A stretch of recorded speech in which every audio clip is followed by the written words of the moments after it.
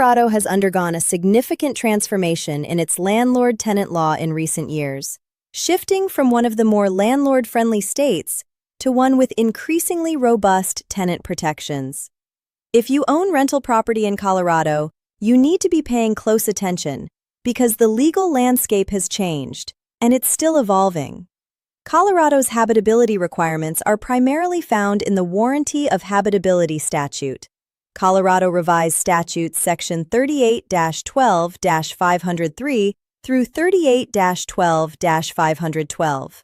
This statute was substantially strengthened in 2019 when the legislature passed House Bill 1170, which expanded tenant remedies and tightened landlord obligations in significant ways. Under Colorado law, landlords must maintain the premises in a condition that is fit for human habitation throughout the entire tenancy. Specifically, you're required to keep the property weathertight and in good repair, maintain plumbing and sewage systems in working condition, provide hot and cold running water, ensure electrical systems are safe and adequate, provide heating facilities capable of maintaining a safe temperature, and in Colorado's mountain communities and high plains, where winter temperatures can plunge well below zero, this is a life safety issue. Maintain working smoke and carbon monoxide detectors. Keep the property free from mold that poses a risk to health. Maintain common areas in safe and clean condition. Ensure the property is free from pest infestations, and provide functioning locks on exterior doors and windows. Now let's talk about the 2019 changes because they fundamentally altered the landlord-tenant dynamic in Colorado. Before HB 1170, Colorado's warranty of habitability was relatively weak. Tenants had limited remedies, and many landlords operated with minimal accountability for maintenance failures. The new law changed that dramatically. Under the strengthened statute, when a tenant identifies a habitability issue, they must provide written notice to the landlord. The landlord then has a specific time frame to respond. For non-emergency conditions, the landlord has a reasonable time to make the repair, and the statute defines reasonable as typically not exceeding 96 hours after written notice for conditions that are urgent but not emergencies, and a longer window for less pressing issues. For conditions that pose an imminent threat to life, health, or safety, the landlord must respond immediately. If the landlord fails to act within the required time frame, the new law gives Colorado tenants powerful remedies that didn't exist before. Tenants can withhold rent, depositing it into an escrow account, until the habitability issue is resolved. They can pursue the repair and deduct remedy, making necessary repairs and deducting the cost from rent. They can terminate the lease if the condition is serious and uncorrected. And they can recover damages in court, including attorney's fees in some circumstances.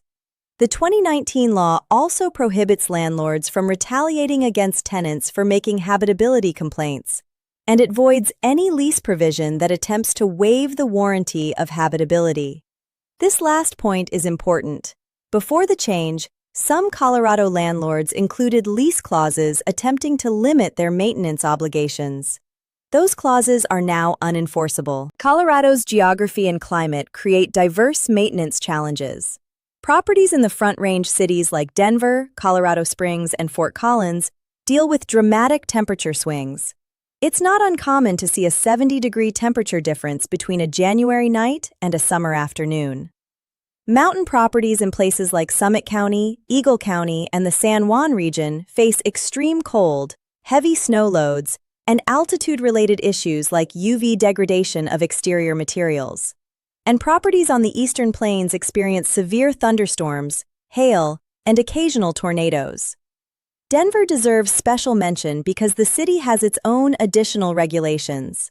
Denver's Department of Public Health and Environment has a housing inspection program, and the city has been increasingly proactive about enforcing habitability standards.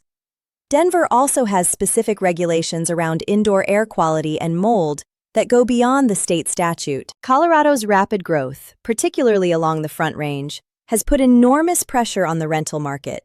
Cities like Denver, Aurora, Lakewood, and Boulder have seen rents skyrocket, and the resulting affordability crisis has made habitability enforcement a higher priority for both tenants and regulators. Landlords who allow properties to deteriorate in a tight market face not only legal consequences, but increasingly organized tenant advocacy. One more thing Colorado landlords should know: the state has specific requirements around carbon monoxide detectors that are more detailed than many other states. Colorado's Lilly and Aiden Act requires carbon monoxide alarms in all residential properties that have fuel-burning appliances, fireplaces, or attached garages. The law was named after 2 children who died from carbon monoxide poisoning and is strictly enforced. Non-compliance creates direct liability. For the complete guide to Colorado habitability laws, visit tenantscreeningbackgroundcheck.com. Subscribe to our channel to stay current on every state's requirements.